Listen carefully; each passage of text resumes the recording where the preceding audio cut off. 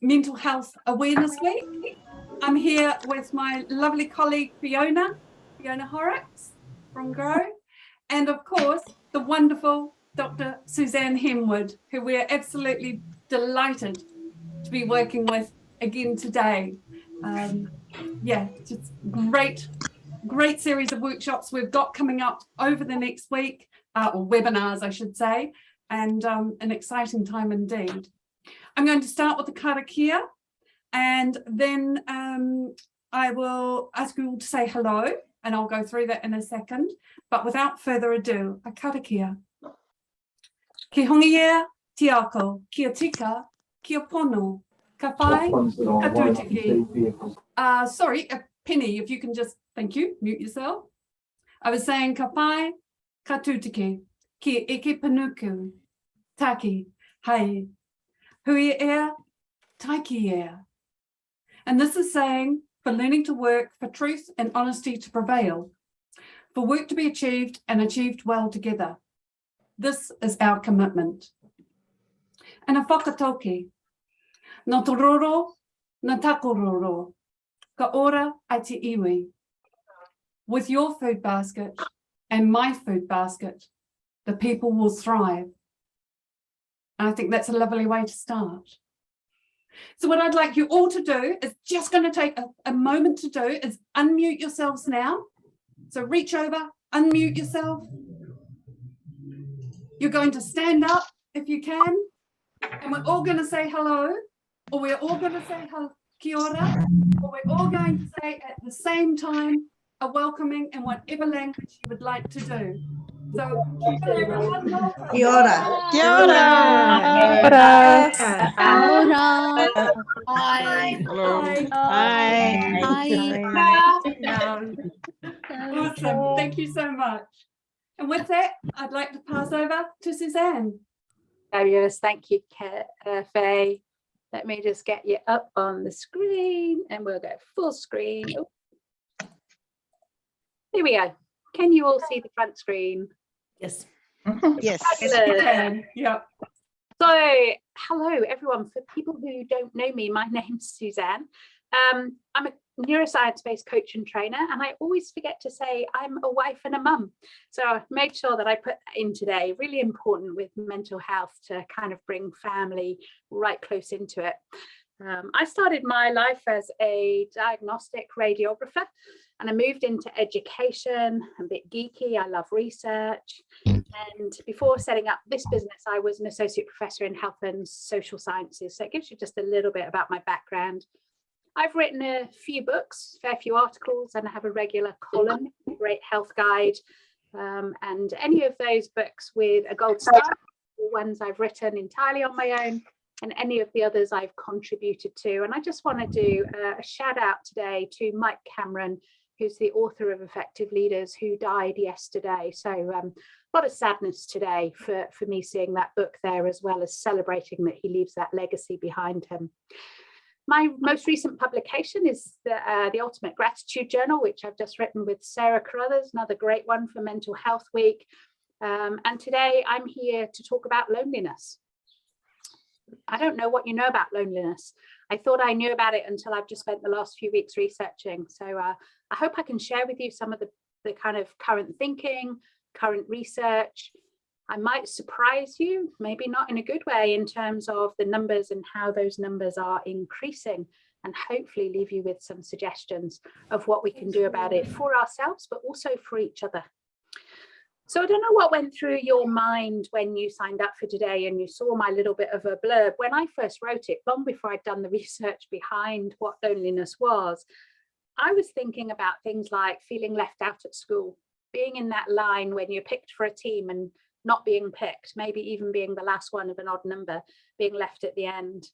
But even in work, not being picked for projects, not being included in projects. And a little bit deeper than that, that feeling that kind of just nobody gets you, or you don't fit in, or even at times that maybe you're made differently in some way.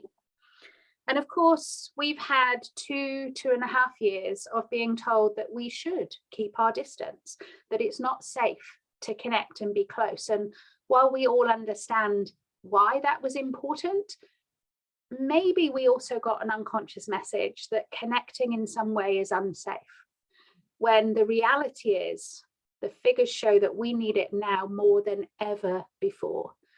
So the imagery and the words that we've been fed over the last while and may still be seen around, we just need to be conscious of what we're taking in from that and what meaning we're putting behind it.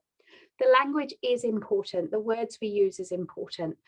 The words literally change the meanings of something, the meaning that we give it, and therefore how we react to it. So I'm curious, what 2 or 3 words would you use to describe loneliness? And just pop those in the chat and have a look as that starts to come up, the range of words people use, and you'll see lots of difference, I'm sure. So what 2 or 3 words would you use to describe loneliness? And maybe, Faye, you could just read a few out, because I can't see the chat box from this view on my computer. Certainly. So we've got isolation, despair, hollow, solitary, embarrassment, sad, disconnected, gosh, exclusion, emptiness, loss, aloneness, loneliness. Words, yeah. Tough words.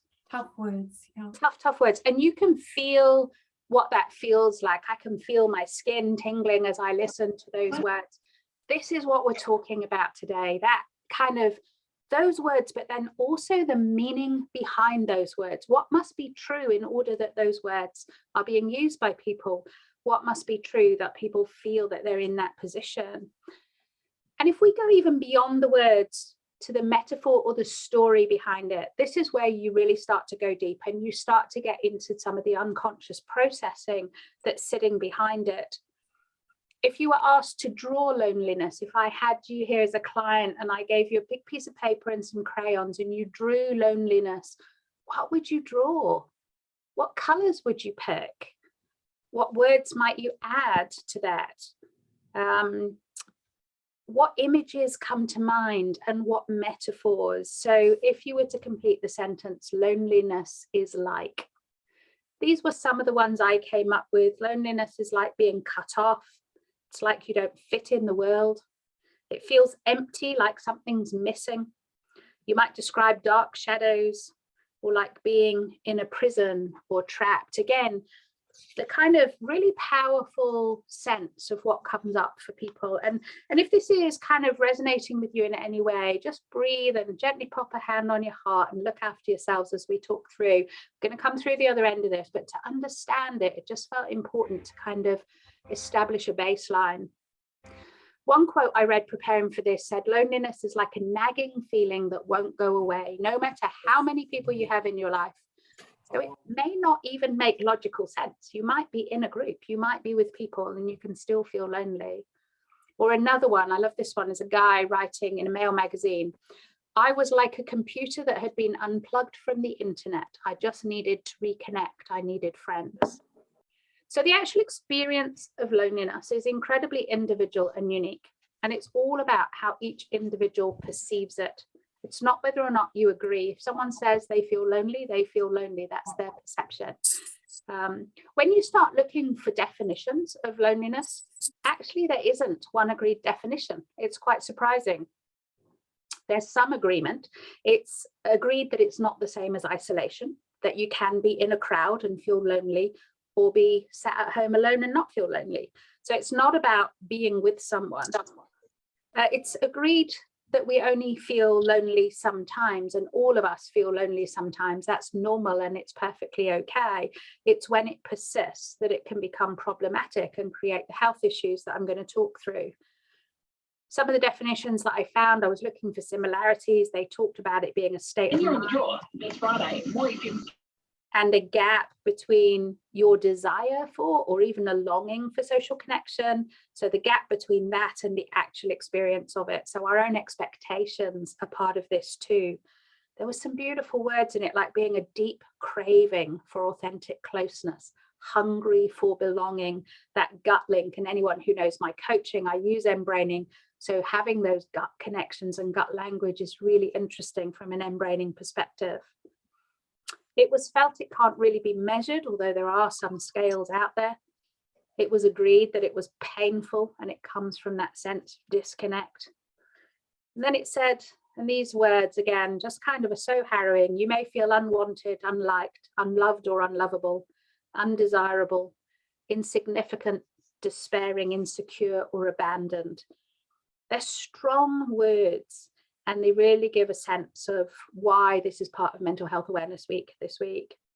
In a nutshell, we feel lonely when we're not getting the level of connection and emotional support that we crave.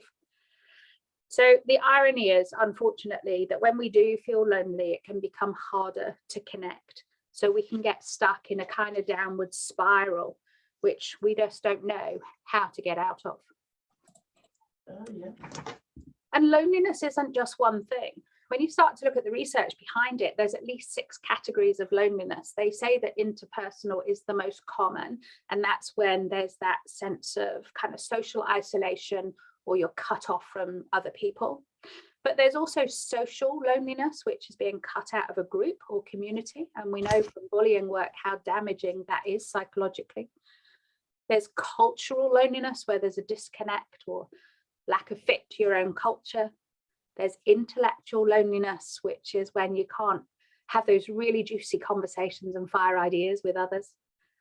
Psychological loneliness, where we don't feel safe to connect, that there's something deeper going on. And existential loneliness, I thought was interesting. They say it's all around a morality issue. So there's some massive values clash going on. You don't fit in. And in bullying, again, we call this moral injury, and it leaves you feeling alienated and isolated. So loneliness, one word, is actually way more than one thing. What's interesting is that there are several authors who now claim that it's at epidemic level, and it is still increasing. A couple of figures from one study said 43% of Americans report that they often feel isolated from others. So just under half often feel isolated from others. 27% feel they don't have people who truly understand them.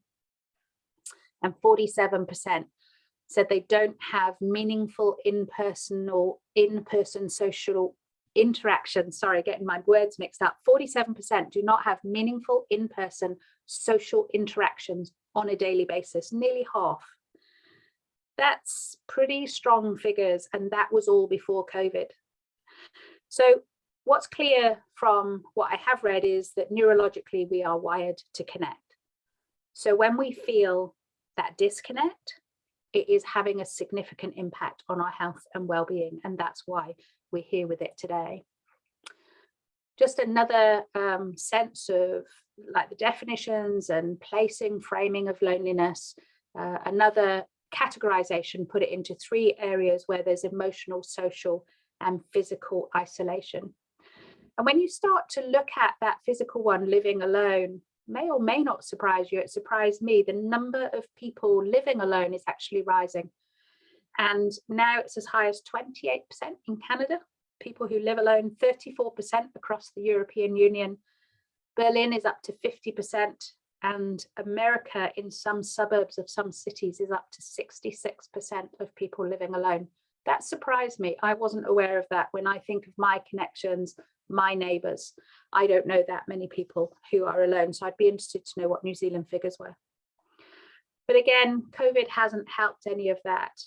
I know that I've seen people, strong, capable women who have, after COVID lockdowns, almost been frightened to come back out and reconnect. And it's taken great courage and a change in how they do life to find a new normal.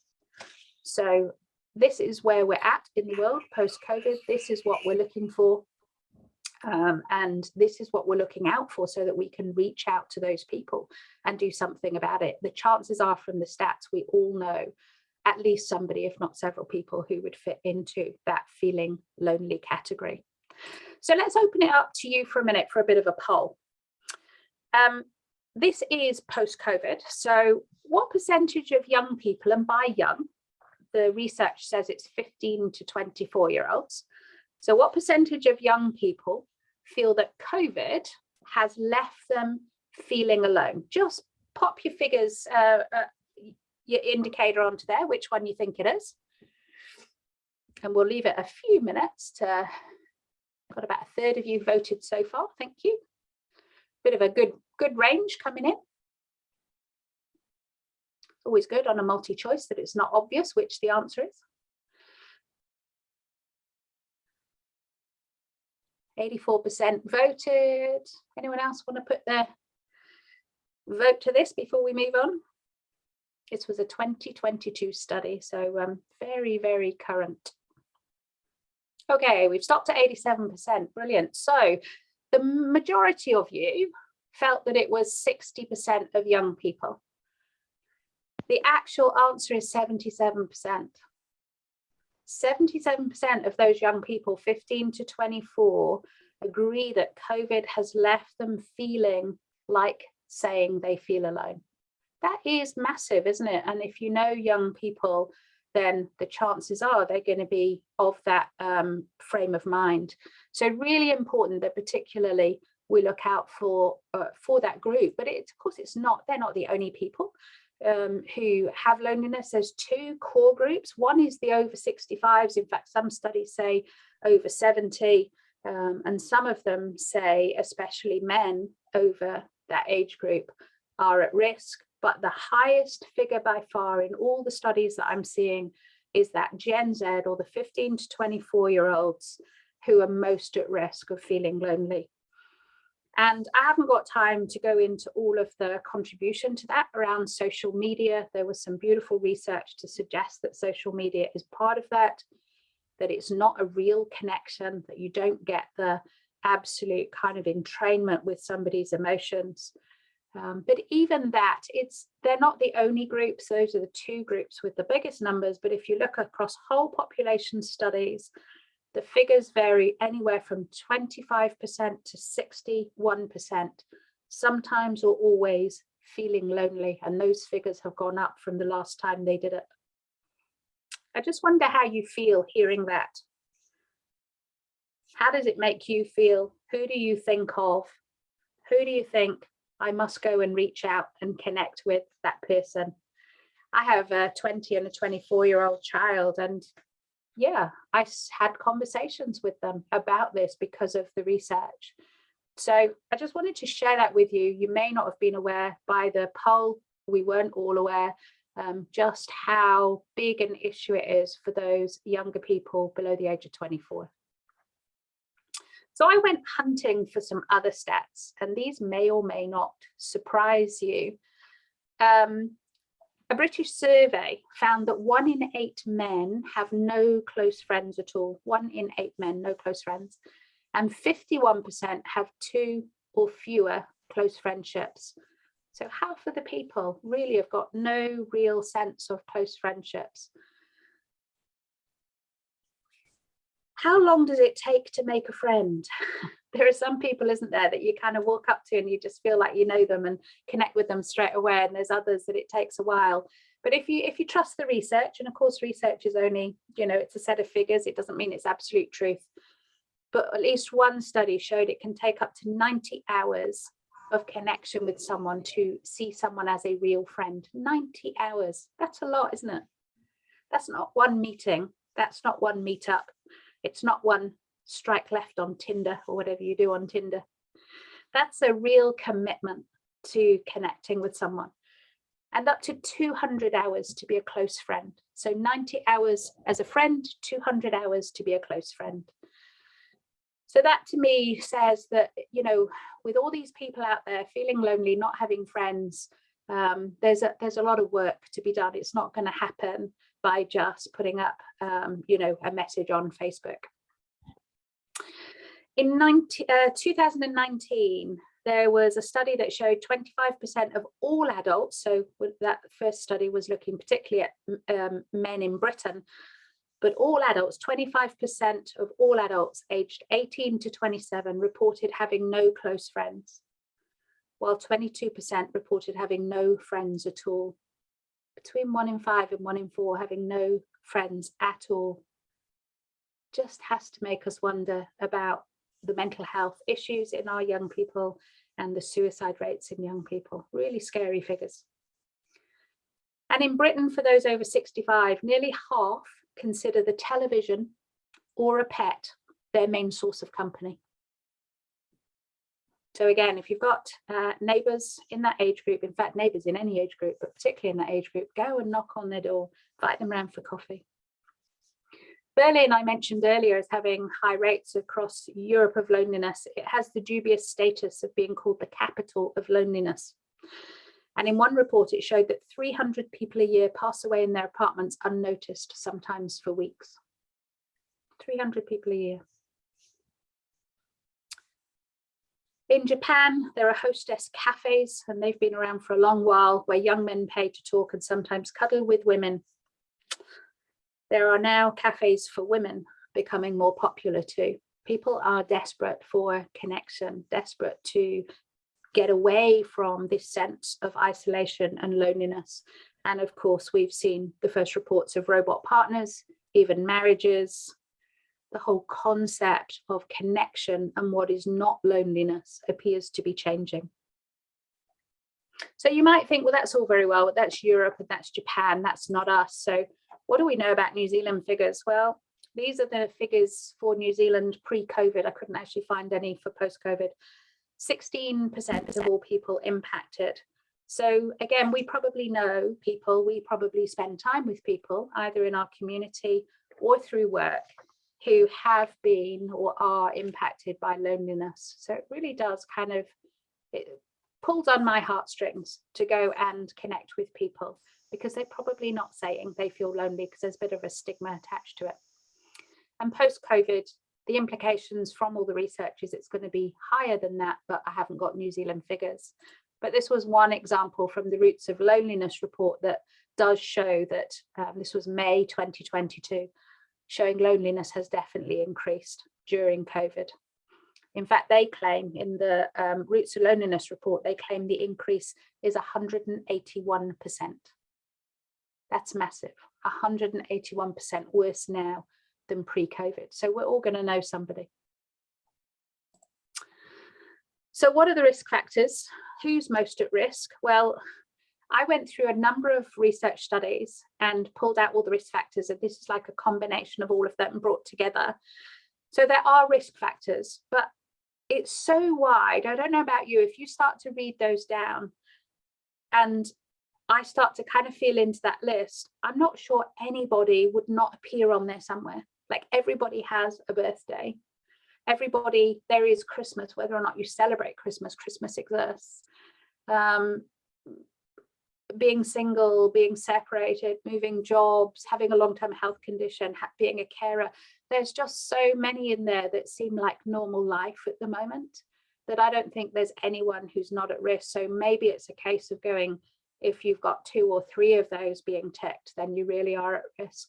So again, it just kind of highlights, if you know people and you start to just subjectively look down the list and go, gosh, yes, I could tick 2 or 3 for that person, then reach out to them, and you might be the only person who helps to get that spiral going back upwards again.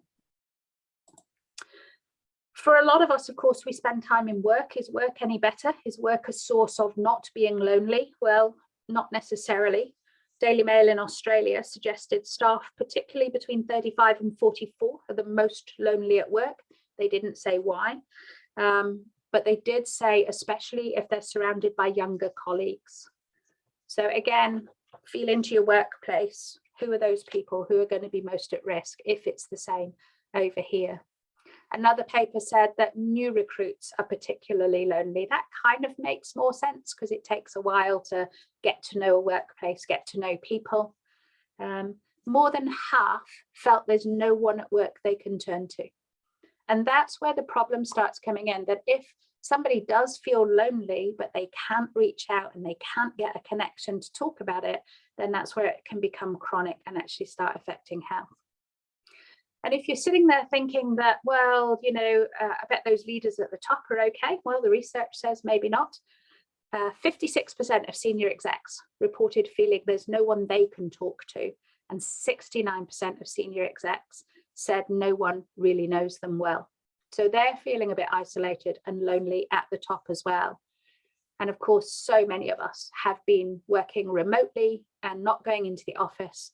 58% of remote workers are feeling left out of work, that is creating a disconnect. So again, there's virtually no one really is not going to know somebody who is going to tick that lonely box. For employers, the impact of this is huge. So people who are lonely are 5 times more likely to go off sick and twice as likely to quit their job. So it made me wonder, is it time to change what we do around work to protect ourselves and our colleagues? And if you're still not convinced yet, why does it really matter? Well, not to put too fine a point on it, worst case scenario, loneliness is literally killing people. And it's now recognized as a public health crisis. So loneliness literally changes the brain and changes how you see things. And that's part of that downward spiral risk, is once you are lonely, you literally are seeing the world differently. And so you don't have the neurological capability to reach out and get out of that hole on your own. In 2016, again, pre-COVID, loneliness was the #1 fear of young people. 42% of millennial women were more likely to be afraid of being alone than a cancer diagnosis.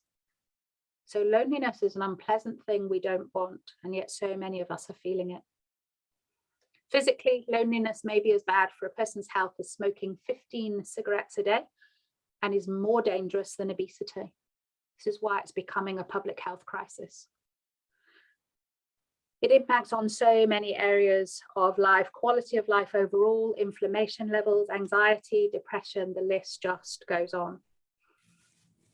Worse than that, a 2015 study found that it increases a person's risk of death by 30%. 30% more likely to die early if you are lonely. And it can affect our lifespan by up to 15 years. So you could literally be saving somebody's life by reaching out to them and including them. You might ask, why do we create loneliness in our bodies? What's the positive impact of it? And the positive impact is to be like an alarm that goes off that says we have disconnected, we've fallen out of the tribe, and we need to do something about it to get back in touch. So it can be seen as a positive kind of warning sign, except a lot of people don't know what to do with the warning sign, and it's easier to take the battery out the smoke detector than to actually do anything about it. So if we look at other risks, there were many that I found across the research. It is just huge in terms of both impact on health, impact on career, impact on connection with people, impact on substance misuse. It is a major, major issue. And just to kind of put the cherry on the cake, really, lonelier people feel worse when they're sick than less lonely people. And it was said in the research paper, this is not just perception. Loneliness literally makes people feel sicker. So you can see why it creates this downward spiral. So how do you know if you're lonely then? Other than the subjective feel, big picture, what would you put if you had 4 choices? Not lonely at all, super lonely, so lonely all the time. What would you put? There are some things you can feel into. And I guess these would be your warning signs. These are your little kind of alarms going off in your smoke detector. And if you were going to be checking in with someone else, these might be the sorts of things you're looking for, listening for in conversations. Few of those that I just thought was worth highlighting. You feel you've got no one to turn to. You find it hard to meet and get to know new people. No one understands you. You don't feel like you fit in. You may even start to doubt your own worth, and you may get physical signs and symptoms that you need to take to your GP. So if any of this does resonate with you, either for yourself or someone you work with, someone you love at home, do go and get them support. Reach out, get medical support if it's a medical symptom, or reach out with someone like, a coach, a counsellor, so that you can be the person that stops that downward spiral for them. They get to the point where they can't do it for themselves and they need someone else to come along. In terms of workplaces particularly, I found this poster and I thought it would be a great kind of, so what can we do about it? And I thought, imagine putting up a poster like this in a staff room so that you could generate conversations. Wouldn't it be great that you could get to the point where you could really ask how people were doing and mean it and really want to know? And you can kind of make it okay to say, actually, I am feeling a bit left out, or I feel like I've got no one to turn to, like those studies showed up. The crux for me is, if you're going to do that and you're going to ask, then you need to listen to what comes back. And when you hear somebody say that, the worst thing in the world would then be to carry on and do nothing about it. So if you're going to have that conversation, you're going to put the posters up, then, you know, think about what's the structure, who's going to be able to listen, and what would be the process of changing something. I try to think, in my view, what's the kind of antidote to loneliness? What's the ultimate opposite of? And I came up with the word belonging. And I think that if we could have a sense of belonging, it would be the ultimate antidote to loneliness. And how do you get to belonging? I guess, like all change, it starts with being aware, having that self-measurement for yourself, measurement for others of, actually, how am I doing on that scale? If loneliness is on one end and belonging's on the other, where am I sitting? And then making a conscious choice to do something about it, to listen in and act to those warning signs. And I guess it starts with connecting with ourselves before we can then go out and start to connect with others. And of course, I would say a coach would be great at helping you to deeply reconnect with yourself if you've lost that sense of connection. And then I started looking up what you can do, what's available, what kind of ideas. And I came up with creating more face-to-face contact in whatever way that you can do that locally. Even finding a group where you can talk about feeling lonely. The research shows that that helps, as long as you don't get stuck there. Join a choir or a book club, find a social group or religious group, go and do some further education or find a new hobby. There's lots and lots of ways. Volunteer to do some community service. I'm very proud to be a Meals on Wheels deliverer, and I get absolute joy going and meeting these people just for a few minutes and delivering a meal. But that might be the only social connection they get all day. Join a community garden or spend time walking in nature with someone. So start to do some searching, find out what's provided locally. And of course, you might be doing that for yourself, but you might also do it for others and give them suggestions, help them to get out of that spiral of decline. There are some lovely initiatives globally that I found. There's a beautiful library initiative where you can go, it's called a human library. And you can go and listen to their stories, sitting in comfy chairs and having a cup of tea and just talking to each other. And there's some beautiful supermarket initiatives where there are checkouts that are deliberately aimed at allowing space for conversation. So you expect the queue to be longer and wait longer, but you know that you're going to be beautifully talked to. So, you know, if they don't exist locally, well, you might be the person that goes and creates them, goes and puts the idea forward to Countdown. Or yeah, your local supermarket. We're not looking at massive numbers to get this right. For most of us, we can sustain 5 close relationships. So we're really not looking at having to make massive groups of connections. It's about the depth of genuine connection with up to 5 people. And for those who are not feeling lonely and are listening in, I just wonder if it helps you reflect on who are your close and deep friends, your genuine friends, and have you told them lately how valuable they are to you? Have you written to them or rung them up or sent them a bunch of flowers or whatever it is you do to let them know just how much you appreciate their connection, because they could quite literally be saving your life. Other things to consider, find something that's meaningful and productive for you, because that has a great impact on extending lifespan and increasing mood. Offering care to somebody else. Research says that you feel better in doing that, as well as them feel better having had the care. And one that echoes with my heart, I'm a 3-cat family, adopt a pet. Having a pet reduces cortisol and can reduce social isolation. It improves mood, reduces blood pressure, and prevents feeling of loneliness. So go and adopt a pet. And I thought there will be some people listening who go, but it's just too hard. I can't go and connect with someone else. What can they do? I thought, well, you could write to somebody. Write to someone and connect and just let them know you're thinking of them. Let them know something you're grateful for that they've done for you. Ask other people how they are. Phone them up, send them a message. When you go and get your grocery shops, just take a moment to say hello to the person in front of you or behind you in the queue.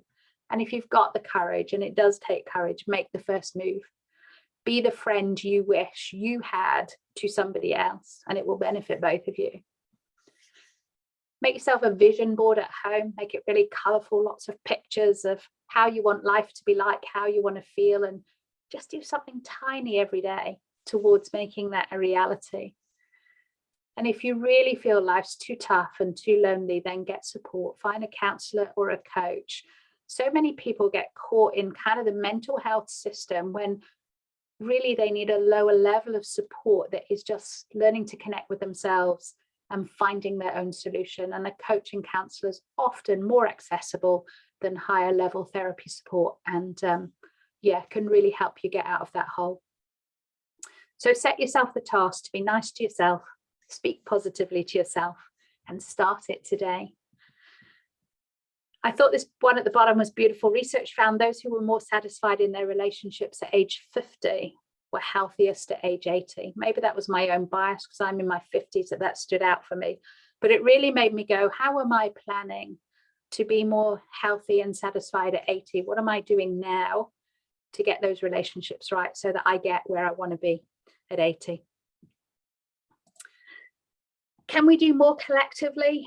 Absolutely. Some countries have even appointed ministers of loneliness, UK and Japan being the first two, and Germany and Australia are calling for something similar. Until then, we can make a difference if we take it to heart and reach out. I thought, how could we create not a minister of loneliness, but someone who's responsible in work for kind of loneliness, for assessing where people are at, for reaching out, whether it is your workplace, your family, your church, your community, whatever the context, you could either step into that role yourself or appoint somebody who could be that person, the kind of local equivalent of a minister of loneliness. It just takes somebody to get that ball rolling. So from today, firstly, be aware how you're doing, be aware how other people are doing. Ask how they're doing and ask it 2 or 3 times. How are you really doing? And make a conscious effort to include them and to reach out to them. Do check in on how you're doing as well. Have some form of measure that you can assess against. Check those internal alarms regularly and take action if you feel that that kind of connection or belonging dial are just going too far to the left.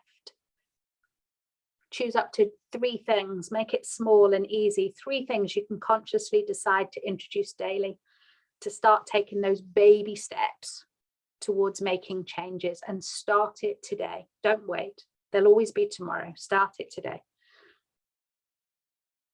Don't expect it all to go smoothly. It won't be easy all the way along, and it might not be easy to start with. It might make you feel vulnerable. Feel okay being vulnerable. Some will work, some won't work, but keep reaching out, keep changing your approach. And basically, if something doesn't work, do something else, do anything else, and try again. And remind yourselves of all the ways you are connected. We're negatively wired as human beings, and the temptation can be to see all the places where it's not going right. Can you find 1, 2, 3 close connections that actually are going beautifully and are good connections that you rely on? Remind yourselves of those, focus on those, whether it's friends or family, colleagues, neighbours. Remember, we're only looking for 5 to be the ideal situation, deep, deep connections. So the key to me is knowing you're worth it, knowing you're valuable, and that you, not anyone else, you are worth the effort. Love yourself enough to begin. Love yourself to connect with yourself in that first instance. And once you're truly belonging there with loving yourself, accepting yourself, it opens the door to be able to connect with and love others. It's been my absolute pleasure to kickstart the mental health awareness talks for Grow this week, and to share some thoughts on loneliness, some tips on what we can do about it. And thank you so much for coming along today. Please do look after yourselves and look after others. Go and reach out to someone today and let them know you see them, you hear them, you care for them. And if I can support you in any way, do feel free to get in touch. The QR code on the corner of the slide will take you straight to my website, or you can email me or call on the details here. And if you're feeling lonely, if you are feeling lonely, if you're cutting yourself off, other people are missing out on your beautiful company. It's time to change that for you, and it's time to change it for them today. Thank you so much for coming along, and I'm happy if anyone's got any questions. I don't know how we're doing for time. I think we're fine for time. Happy to open that up. If anyone's got comments or questions that they want to put my way. Thank you so much, Suzanne. Yes, we do have a time for questions, so please feel free to unmute yourself.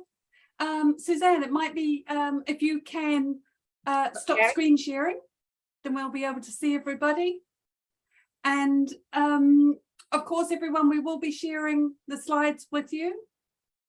After this workshop, Fiona will be sending those out. But please feel free to either pop your question into the chat or unmute yourself now. You can raise your hand. So along across the bottom of your screen, you'll see a reactions button there. And as part of that, you can raise a hand if you've got a question. And from Changing Minds. Hey, yeah. Hi, it's Tanith here. I've just had a question. I have a community of women in particular that are really lonely. They've all put their hands up and said, hey, look, we're really lonely. We want to be more socially connected. So I've got this wonderful big group of people, but every time I initiate, some sort of activity, or, I understand it wouldn't appeal to everybody, but I try to keep it as active as possible with invitations and just engagement opportunities. No one is willing to step forward. Everyone kind of sits back and goes, well, I'm too shy, too insecure, or too busy, or whatever that looks like. And there's no real traction. How can I create more traction and more engagement with people? Is the group too big? Or do I have to do something more intimate? So yeah, just handing that over. Yeah, before I even begin to answer that, I want to say thank you for the initiatives, because the fact that you're doing it may not be working yet, but they know you care, that you're trying. And so you will be having a level of impact, even if you're not seeing the numbers. So there's a few things that go through my mind as you were talking. One is, with men, when they're feeling lonely, the best way of getting them not to feel so lonely is to get them doing things together. So they'll go out to the pub together, or they'll go to football together, or whatever, they'll do something together. With women, apparently it's more effective to get people talking, and so it's less activities based, it's more connection based. Now, if they're in that spiral of decline and they've already got a neurological reaction to kind of cutting themselves off, feeling isolated, feeling like they can't, the core is about safety, and going into a big group might just not feel safe. So doing something that is smaller groups might well work. Having a group of people who are not yet down that spiral, who could just make one-on-one phone calls, build the relationship first, and then from that invite them to something bigger. But yeah, so with women, they want to talk, they want to connect, they want to get to know who they're talking to.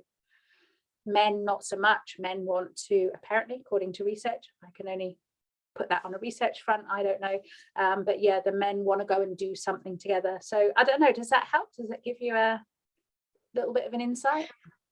Yeah, it does. Thank you. I'm just sitting with all these women that are all isolated and all, just not willing to come forward. It's always the same women. So it's always the same 5 or 10 or whatever. It's never the bulk of the ladies, even if it's a Zoom call, if it's a you know, an activity, but yeah, maybe that one-on-one approach would be best. Thank you. Yeah, just get their safety back. Once they're back feeling safe in themselves, then you can come back up that spiral and they might be ready to reach out and belong again. Beautiful. Thank you for what you're doing. Such an important job.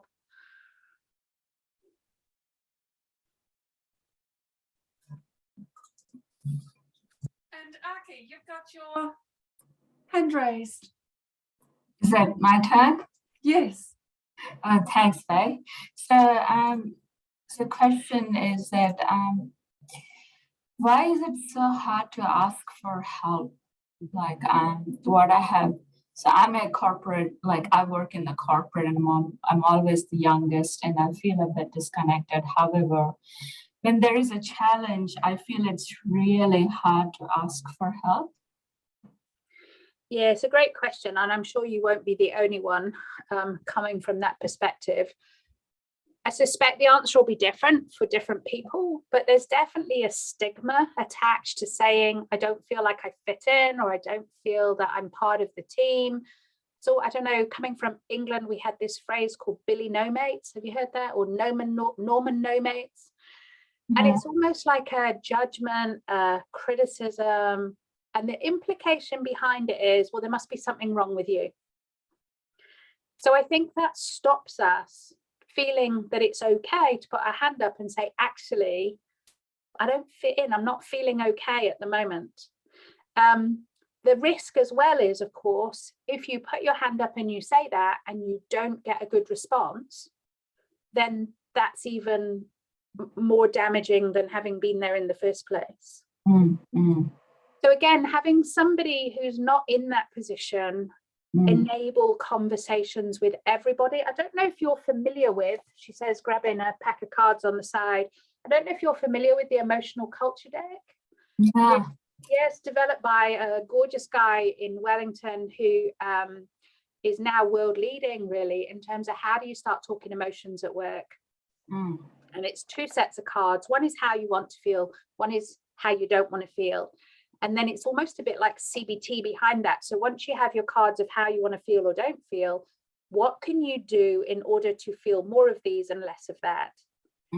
It's beautiful on an individual basis, but it's beautiful on a team basis, because you could come up with agreed team how you want to feel and how you don't want to feel. And I would imagine if there is an issue of exclusion or isolation in a team, it will come out in those conversations. And then as a team, you can kind of agree, well, what do we have to do more of in order that nobody feels like that? So that, yeah, that's one of my favorite ways of beginning to have those conversations. And because you're looking at cards, it feels safe. It doesn't feel as in your face as somebody sitting going, well, tell me how you're feeling. So Suzanne, the situation is with contract roles, you are just expected to come and do the job. Yeah. And what I have noticed, especially in my recent job, that there was zero support from the management. It was just like, okay, you're here, you're supposed to deliver this. I finished it, and I have finished my contract, successfully delivered the project. However, when it comes to connection, I have built the connection with my team. But from a support point of view, when I was working long hours and stressed and overworked and burnout, I didn't get anything from the management. And I felt like I definitely don't want to work here anymore. It is interesting, isn't it? And when we're, you know, if you look in the press, we've got the big resignation, we've got the quiet quitting going on at the moment. I think there's a lot of people who are struggling to feel like they're part of a team and therefore want to stay. And if teams don't work this out, if they don't get it right, then it's going to cost them, because they are going to lose people, and it costs a lot of money to replace somebody. It costs a lot to get a body in the room, but actually all the knowledge that person walks out with as well is huge. So I would always advocate for teams to be having these conversations going all the time, not waiting till there's a problem. Yeah, I think it is doubly difficult for you if you're agency staff or contract staff, because by definition, you're not part of the full team anyway. So how do you onboard an agency or a contract staff member in for that period of time? how do you have those conversations early on of what both sides need from each other, and how you raise an issue if you don't feel you're getting support? Thank Great you, Suzanne. questions. I'm not sure I've come up with an absolute answer. That's all. But the more you can have the conversations and be open, the better. And there is a risk that in opening up that conversations, they'll say, oh, actually, we don't need you anymore, and let you go. Because some workplaces don't have the skills and ability to have those courageous conversations, unfortunately. Thank you. Yeah, but do have a look at the emotional culture deck. If you go onto their website, and I always get it the wrong way around, it's Riders and Elephants. I always want to say elephants and riders. ridersandelephants.co.nz. There's a free version you can download so you can begin to play with it. I would recommend getting the cards. It's a different experience to handle the cards, but you could have a good play just from the free version. And it's New Zealand based. How great is that, that we're leading the world on that one? And Jeremy Dean is absolutely, becoming a world leader in terms of talking emotions at work and how to bring humanity back into the workplace. Great, thank you. Super question.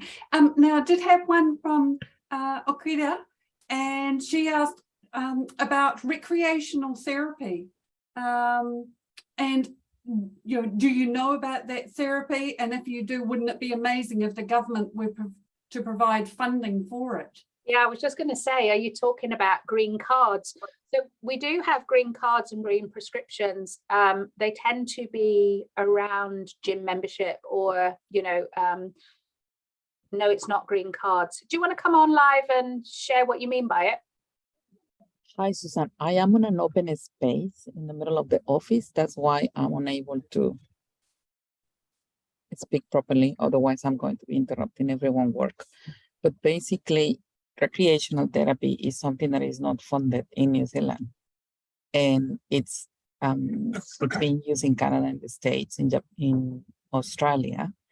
And it specifically targets people through the use of leisure and meaningful activity. Beautiful. I mean, absolutely. I love the sound of it. I don't know of it. I haven't heard of it here. I haven't come across it. I would think if it's well facilitated and, organized so that people can pitch up, get that connection, especially with it being out in nature, it would be really powerful and really effective. And yeah, it would be lovely to put those on green prescriptions as well and get that funded.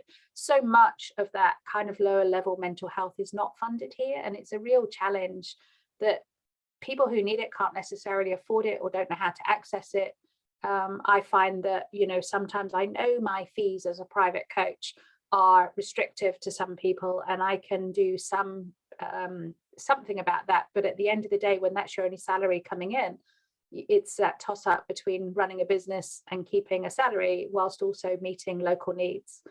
So yeah, charities, I know I work with a few charities around who are doing amazing jobs, but the funding's getting harder and harder to get to keep those provisions going.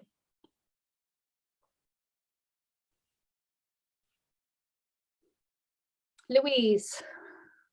Kia ora. Thanks for a really thought-provoking presentation.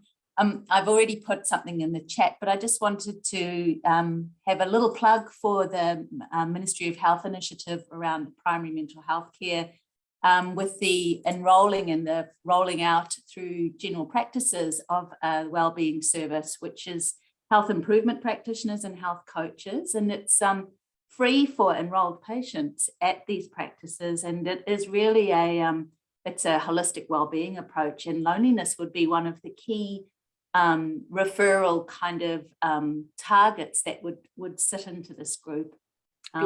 So, there are some initiatives out there, and having worked as a HIP myself, it's kind of sad that people are not, A, they're not aware of it, or B, they're not availing themselves of the service, even if they know about it. But I can understand the reticences of it. If it's something new, people don't quite know what they're saying okay to or yes to. Yeah, it is difficult, isn't it? It's a bit like a coach. Not everyone knows what a coach is. They assume that it's some business thing. Actually, I work very much in that health space. I work with 2 GP practices. And yeah, that education, we've got a long way to go to educate people about what is out there that works. There's so many beautiful techniques now. One of the benefits to me of COVID was I couldn't do my international training, and so I took on some more modalities into my toolbox. And some of the stuff out there these days for helping with that health improvement, with lower level mental health issues, is just phenomenal. Thinking of ACT and havening and polyvagal informed therapy and interactive drawing therapy, there are some beautiful techniques that can absolutely help people in this arena, and people don't know about it and don't know where to access it. So the more we can do to educate people to get those messages out there, the better. And let, you know, some people will love HIPS, some people will love coaches, some people will love IDT. Yeah, it would be awesome to be able to have a variety of different offerings, because we're all unique and individual, and we all would be attracted to something slightly different. And just one last thing is, you know, given the Mental Health Awareness Week and the connection into mental illness, I was kind of struck by the similarities in your conversation around lost connections and the ideas that Johann Hari puts out in, you know, in his theories around lost connections and associations with depression. Yeah, and Gabor Mate's work, he's pretty much saying that, you know, substance abuse is fundamentally a loss of connection and belonging. So there's some huge overlaps here that on the face of it look like it should be quite simple to sort. We just need to connect with each other. And yet the more time goes on, the more disconnected we're coming from each other, and we're losing that sense of connection. I was looking over the weekend, like we do, through Facebook, and came across a new robot which has been designed to help neurodivergent people to connect. And I just thought the irony that we're having to do that through a robot, that we can't teach them how to do that within a human connection. It just seemed really sad to me. I get why it might be safer for them to do it with a robot in the first instance and build up. But on the other hand, if only we could get people, I don't know what the solution is, but I think part of it is around judgment, that someone's got to be like us in order to be closely connected, or they're not safe. And then we cut others off if they're just a little bit different. It's like there's this level of fear that's running that works against us reaching out and connecting with others.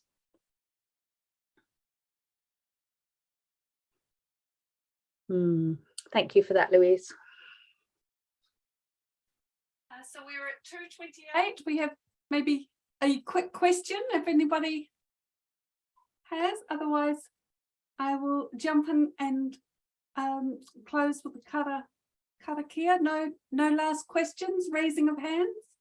I haven't been able to see the chat box at all. So if anyone's got a question they've asked and they haven't had a response from me, or they want to get in touch, please do feel free to email me or give me a call. But I won't have seen what's gone on in the chat box because I've got my person view so that I can be in the conversation with you. Yeah, no, we've been keeping an eye on things, so I'm sure you have. Good. That's all good. Well, thank you, Suzanne. Fantastic presentation. Gosh, so much to think about. Love your knowledge, love your passion, and for your sharing. Thank you. So, my pleasure. Just, yeah, ngā mihi nui. There's a heart. So I would like to close with the karakia, everyone. Onehea, onehea. Onehea ki te uru tapanui. Kia waitia, kia mama. Tinakahau, ti tirana. Ki ere karanga, pakarea aki karanga. Kia tena, huia ea, taiki ea. And this is saying draw on the supreme sacredness to clear, to free the heart, the body and the spirit of mankind. Draw us together, affirm, going forward. And I think that's a great close. It's all about connections, isn't it? It really is. Again, thank you so much, everyone, for joining us today. It's a great start to our free webinar, our week of free webinars for Mental Health Awareness Week. And again, thanks, Fiona, and thanks, Suzanne, and thank you to you all. Have a great rest of the week. Hope to see you again. Thank you, Grove.